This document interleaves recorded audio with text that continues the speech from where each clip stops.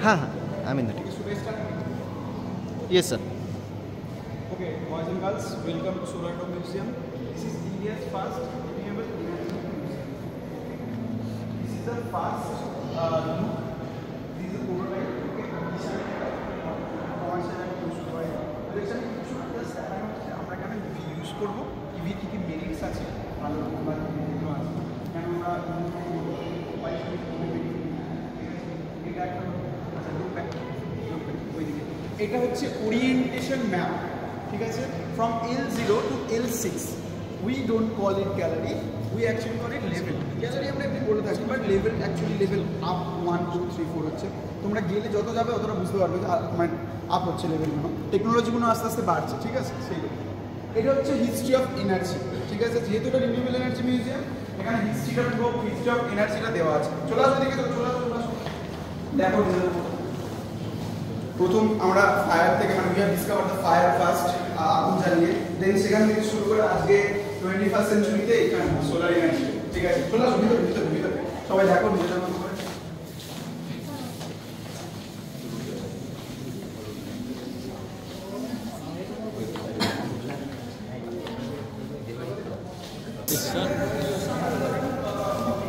Doraemon movie आता है। Now we are heading towards L0. Gallery কাছে থাকে। ঠিক না স্যার? সবাই গোল করে।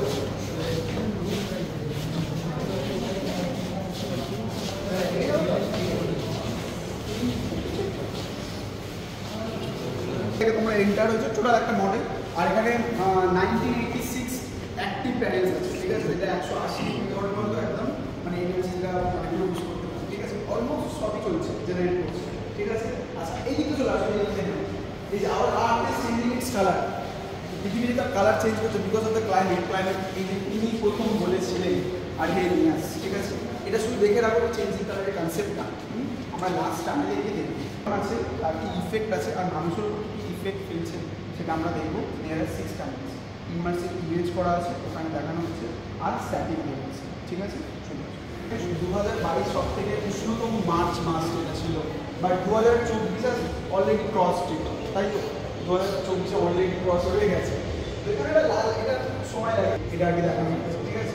ওকে, let's move to L1, sorry tunnel 1। চলে আসো। রিয়েল আছে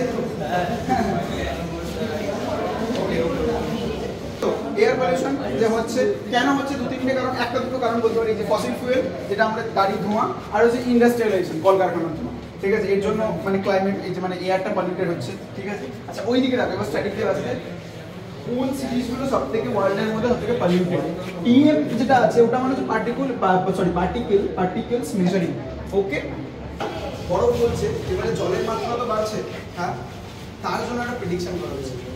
এই যে সিরিজগুলো আছে না, এখানে টাইমিং রয়েছে কলকাতা বাই 2030, হ্যাঁ, এই সিরিজগুলোতে জলের স্তরটা আপ হবে, ডুবে যাবে না, বাট এই সিরিজগুলোতে জলের স্তরটা আপ হবে। তোমরা পিছন থেকে দেখো এখানে আছে স্ট্যাটিকগুলো।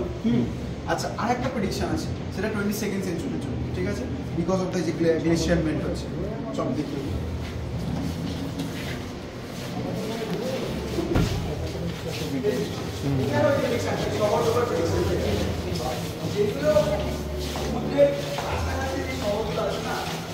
চলতে থাকে এখানে দেখো, এখানে স্ট্যাটিক দিয়েছে যে উপরে দেওয়া আছে 21 সালের মধ্যে পৃথিবীর জলস্তরের মাত্রা বৃদ্ধি পাবে, হ্যাঁ, আর এই সিরিজগুলো থেকে হাইলি অ্যাফেক্টেড হবে বা ডুবেও যেতে পারে। বলছে যে পুরোপুরি ডুবেও যেতে পারে।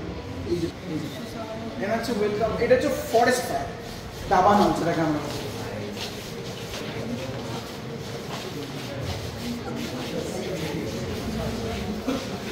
এই যে দাবানল এখানে বলেছে প্রধান কারণ তো দু তিনটা আছে, ঠিক আছে।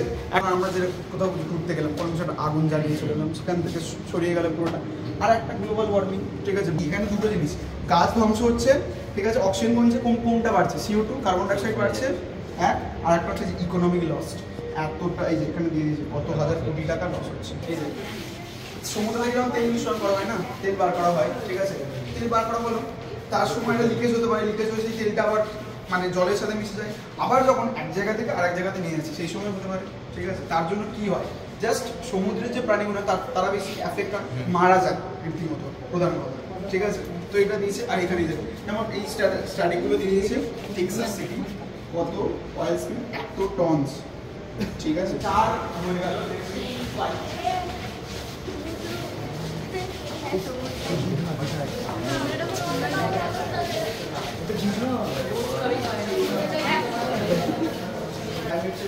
ডিজাস্টার। ঠিক আছে, তো এই যে এখানে ইউরোপের আচ্ছা হিটের দিক আমরা জানি। ঠিক আছে, আচ্ছা দেখো কোন কান্ট্রিগুলো সব থেকে বেশি সাফার করে, কারণ কি প্রপার ইনফ্রাস্ট্রাকচার বা কোনো চিকিৎসা করে, যেমন বাংলাদেশ থেকে আমরা শুনি না।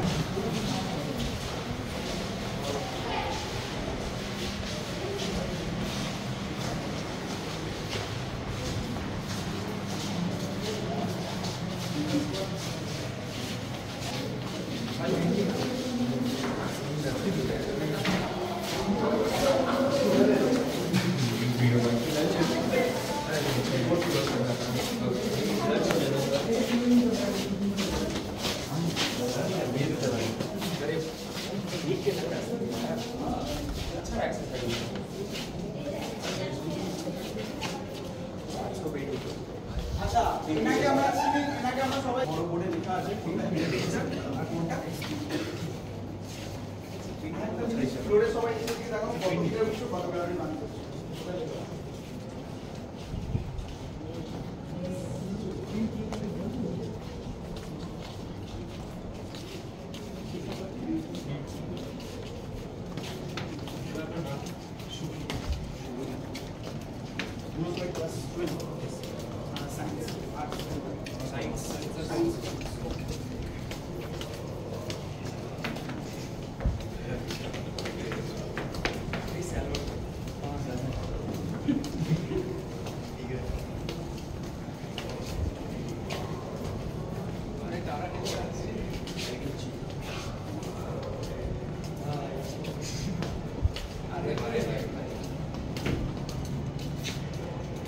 ওকে, এটা হচ্ছে L1 মিশন রিনিউয়েবিলিটি। তো আমরা L0 দেখলাম, আমরা বলেছিলাম দ্য ক্রাইসিস, বিপদে আছি আমরা কেন, গ্লোবাল ওয়ার্মিং এর জন্য। গ্লোবাল ওয়ার্মিং এ আমরা কারণটা দেখেছিলাম। আচ্ছা, ওখানে বলেছিলাম যে যদি অনবরত এরকম চলতে থাকে তাহলে এরকম ডুবে যাবে এই সেই ব্যাপার। ঠিক আছে, বাট আমরা সেটাকে কমাতে পারি। এখান থেকে সেই কমানোর প্রসেসটা বা কমানোর যে জ্ঞানটা বা কি এটা প্রসেসটা শুরু হচ্ছে। মনিটরে এখানে ভিডিও আছে, তোমরা L2 ওখানে গাইড পাবে, উইল গাইড। আমরা দেখবো তিনটে পদ্ধতিতে আমরা বিদ্যুৎ উৎপাদন করতে পারি। একটা হচ্ছে জলবিদ্যুৎ,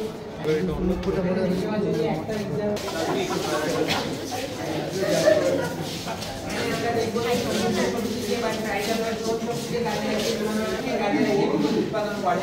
তো সমুদ্রে যখন স্রোত বা যখন জোয়ার ভাটা হয় তার ফলে এখানে যে টারবাইন চাকাতে আছে এবং আমরা বুঝতে পারবো যে স্রোতের সাহায্যে কীভাবে আমরা বিদ্যুৎ উৎপাদন করতে পারি।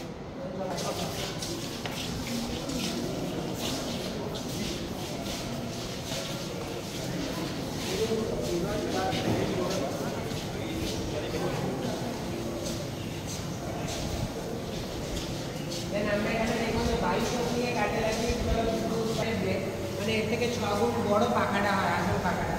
এখানে একটা দেখতে পাই টারবাইনের সাহায্যে, বায়ু শক্তির সাহায্যে টারবাইন ঘুরিয়ে আমরা একটা শহরকে ইলেকট্রিসিটি দিতে পারি। সেইটা বলছি, আপনারা সবাই গোল হয়ে ঘুরে যান। কম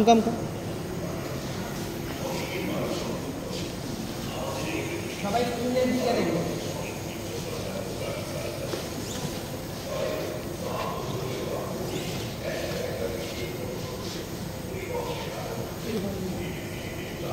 জেনারেট হচ্ছে 80।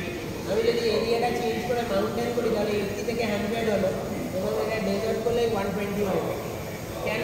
তার কারণ আমরা এটাই বোঝাতে চাইছি যে মরুভূমিতে বায়ু প্রবাহিত হয় বিনা বাধা ছাড়া। তাই জন্য আমরা যদি উইন্ড ফার্ম এস্টাবলিশ করি তাহলে মরুভূমিতে আমরা ম্যাক্সিমাম আউটপুট পাবো, rather than mountain, rather than city. মাউন্টেনে কি হয়, পাহাড়ের জন্য বায়ু আটকা পড়ে যায় এবং সিটিতে তো আটকা পড়ে। এখানে আছে সেইটাকে এখানে রিপ্রেজেন্ট করা হবে।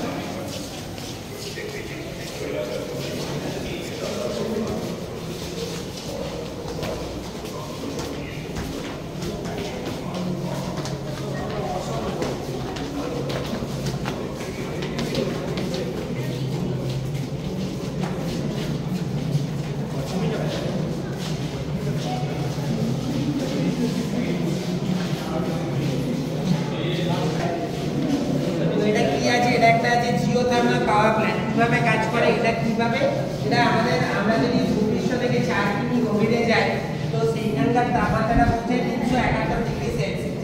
এখানে আপনারা দেখতে পাচ্ছেন এখানে দুটো পাইপ আছে, একটা পাইপের মাধ্যমে আমরা জল ঢুকিয়ে জলটাকে গরম করি এবং গরম জলে কি থাকে, ওয়াটার ভেপার থাকে, বাষ্প থাকে এবং সেই দেখুন জাপানে ম্যাক্সিমাম ডিজেল নাম্বার পাওয়ার প্ল্যান্টের উপর বেস করে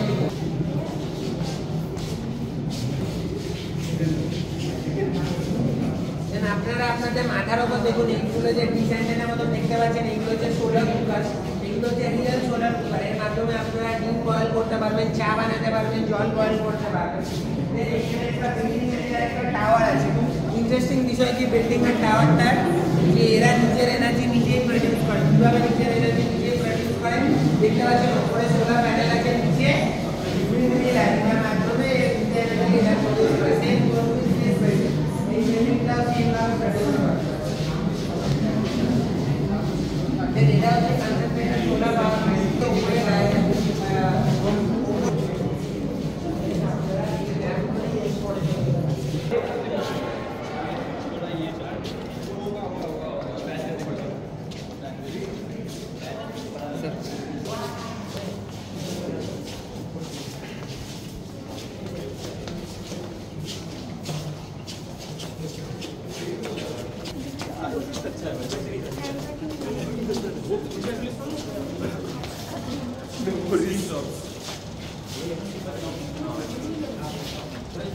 সিটি অ্যান্ড বিয়ন্ড।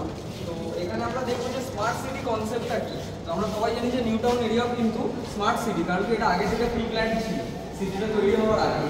তো আমরা এখানে একটা কিয়স্ক আছে, এখানে আমরা দেখবো যে স্মার্ট সিটি কি কি কাজ আমরা করতে পারি।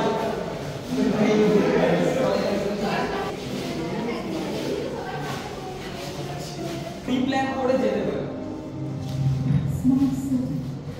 আমাকে যদি আমার ঘর থেকে কোনো শপিং মলে যেতে হয় তো আমি তাহলে এখান থেকে আগে দেখতে পারবো যে আমার শর্টেস্ট ওয়ে কোনটা হতে পারে বা ফাস্টেস্ট ওয়ে। তো আমি এখানে সিলেক্ট করলাম কি মানে আমার রেসিডেন্স থেকে আমি কোথাও একটা শপিং মল কোথাও একটা যাবো, তো এখানে হলো ফাস্টেস্ট রুট। প্রথম যে জায়গাটা দেখানো হয়েছে এটা হচ্ছে আমাদের রেসিডেন্স এরিয়া, তারপরে এটা হচ্ছে মল। তো এখান থেকে আমরা দেখবো যে ফাস্টেস্ট রুট কিন্তু আমাদের এটা দেখাচ্ছে, আর কালারটা এখানে কিন্তু ইন্ডিকেট করছে যে কোন ভেহিকেল আমরা ইউজ করবো। তো red means electric vehicle.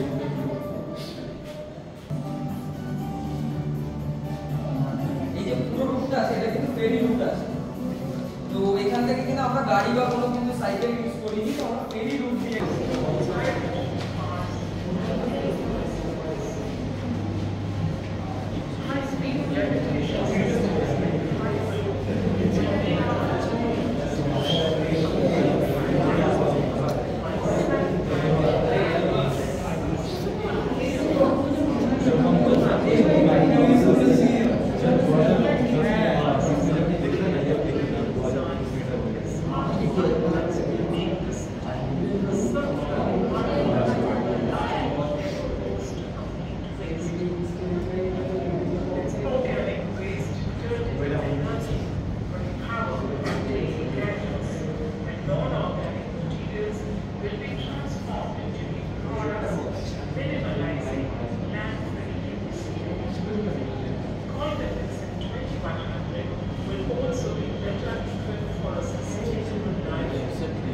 iPhone 1 iPhone 3G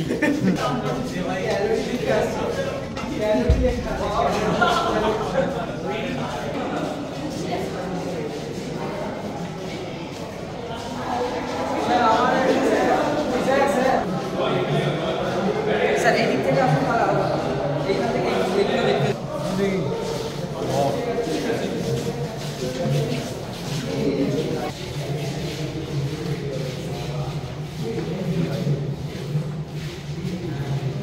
Kolkata में